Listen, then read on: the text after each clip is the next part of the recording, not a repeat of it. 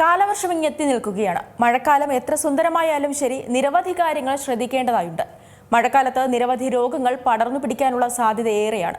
ഇത്തരം രോഗങ്ങൾ ചെറുക്കാൻ നിരവധി കാര്യങ്ങൾ ശ്രദ്ധിക്കേണ്ടതായുണ്ട്. കുട്ടികൾക്കൊപ്പം തന്നെ മുതിർന്നവരും ഇത്തരം രോഗവ്യാപനത്തിൽ നിന്ന് സ്വയം സംരക്ഷിക്കേണ്ടത് അത്യാവശ്യമാണ്. അതിനായി ശ്രദ്ധിക്കേണ്ട കുറച്ച് കാര്യങ്ങളാണ് ഇനി പറയാൻ പോകുന്നത്. വെള്ളവുമായി ബന്ധപ്പെട്ട കാര്യം തന്നെയാണ് ആദ്യം പറയാനുള്ളത്. മഴക്കാലത്ത് പൊതുവെ വെള്ളം കുടിക്കാൻ തോന്നാറില്ല. എന്നാൽ ആരോഗ്യകരമായ ശരീരത്തിന് ആവശ്യമായ അളവിൽ വെള്ളം കുടിക്കേണ്ടത് അത്യാവശ്യമാണ്. അതോടൊപ്പം കുടിക്കുന്ന വെള്ളം ശുദ്ധമാണെന്ന് ഉറപ്പാക്കേണ്ടതുണ്ട്. പ്രത്യേകിച്ച് മഴക്കാലത്ത് വെള്ളം വേഗത്തിൽ മലിനമാകാനുള്ള സാധ്യത വളരെ കൂടുതലാണ്. അതിനാൽ തന്നെ തിളപ്പിച്ചാറ്റിയ വെള്ളം മാത്രം കുടിക്കുക. ഇത് മഴക്കാലത്തെന്ന് മാത്രമല്ല, എപ്പോഴും ശ്രദ്ധിക്കേണ്ട കാര്യമാണ്. വയറിളക്കം പോലുള്ള രോഗങ്ങൾ മലിനജലത്തിൽ നിന്ന് പടർന്നു പിടിച്ചേക്കാം. യാത്ര പോകുമ്പോൾ പോലും കഴിയുന്ന രീതിയിൽ കുടിക്കാൻ തിളപ്പിച്ച വെള്ളം കൊണ്ടുപോകാൻ ശ്രമിക്കുക. അതുപോലെ തന്നെ പുറത്തു നിന്നുള്ള പാനീയങ്ങൾ കുടിക്കുന്നത് പരമാവധി ഒഴിവാക്കുക. മഴക്കാലത്ത് വായുവിൽ ബാക്ടീരിയകളുടെ സാന്നിധ്യം കൂടുതലായിരിക്കും. അതിനാൽ തന്നെ വൈറൽ പനിയും അലർജി പ്രശ്നങ്ങളും ഈ സമയങ്ങളിൽ രൂക്ഷമാവും. മഴക്കാല രോഗങ്ങളെ ചെറുത്തു നിർത്തണമെങ്കിൽ രോഗപ്രതിരോധ ശേഷി വർദ്ധിപ്പിക്കുക തന്നെ വേണം. അതിനായി പച്ചക്കറികൾ, ഓറഞ്ച്, മുളപ്പിച്ച പയറുവർഗ്ഗങ്ങൾ തുടങ്ങിയ വിറ്റമിൻ സി അടങ്ങിയ ഭക്ഷണങ്ങൾ ധാരാളമായി കഴിക്കണം. അതുപോലെ തന്നെ തൈരും ബട്ടർ മിൽക്കുമൊക്കെ ഭക്ഷണത്തിൽ ഉൾപ്പെടുത്താൻ ശ്രദ്ധിക്കണം. ഭക്ഷണത്തെക്കുറിച്ച് പറയുമ്പോൾ ജങ്ക് ഫുഡ് എന്ന വാക്ക് ഒഴിവാക്കാൻ പറ്റില്ല. കാരണം പലരും കഴിക്കാൻ ആഗ്രഹിക്കുന്നതും എന്നാൽ ആരോഗ്യത്തെ വളരെ മോശമായി ബാധിക്കുന്നതും ഈ ജങ്ക് ഫുഡുകളാണ്. തെരുവോരത്ത് നിന്നുള്ളതായാലും വലിയ ബേക്കറികളിൽ നിന്നുള്ളതായാലും പുറത്തുനിന്ന് ഭക്ഷണം വാങ്ങി കഴിക്കുമ്പോൾ ശ്രദ്ധിക്കേണ്ടതായുണ്ട്. ഹാനികരമായ നിരവധി സൂക്ഷ്മാണുക്കൾ അതിനൊപ്പം നമ്മുടെ ഉള്ളിലേക്ക് പോയേക്കാം. പ്രത്യേകിച്ച് മഴക്കാലത്ത് എത്രത്തോളം ശുദ്ധിയോടെയും വൃത്തിയോടെയുമാവും ഭക്ഷണങ്ങൾ പാകം ചെയ്യുക എന്നത് നമുക്ക് അറിയാനുമാവില്ല. അതുകൊണ്ട് തന്നെ അസുഖങ്ങൾ വരാതിരിക്കാൻ കഴിവതും വീടുകളിൽ തന്നെ ആഹാരം പാകം ചെയ്ത് കഴിക്കാൻ ശ്രദ്ധിക്കണം. ഭക്ഷണം പാകം ചെയ്യുന്നതിന് മുൻപ് അവ വൃത്തിയായി കഴുകാനും ശ്രദ്ധിക്കണം.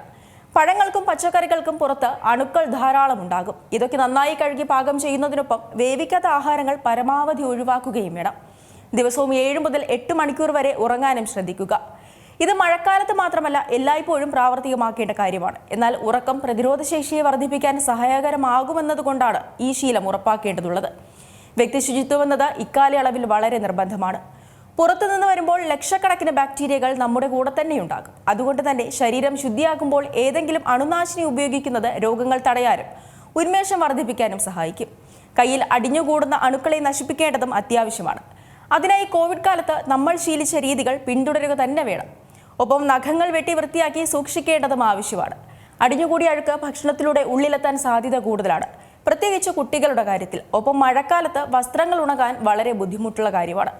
വസ്ത്രങ്ങൾ ചെറുനനവോടെ ഇട്ടുപോകേണ്ട സാഹചര്യങ്ങളും ഉണ്ടാകാറുണ്ട്. എന്നാൽ ഇത് ചർമ്മത്തിന് പ്രശ്നങ്ങൾ ഉണ്ടാക്കും.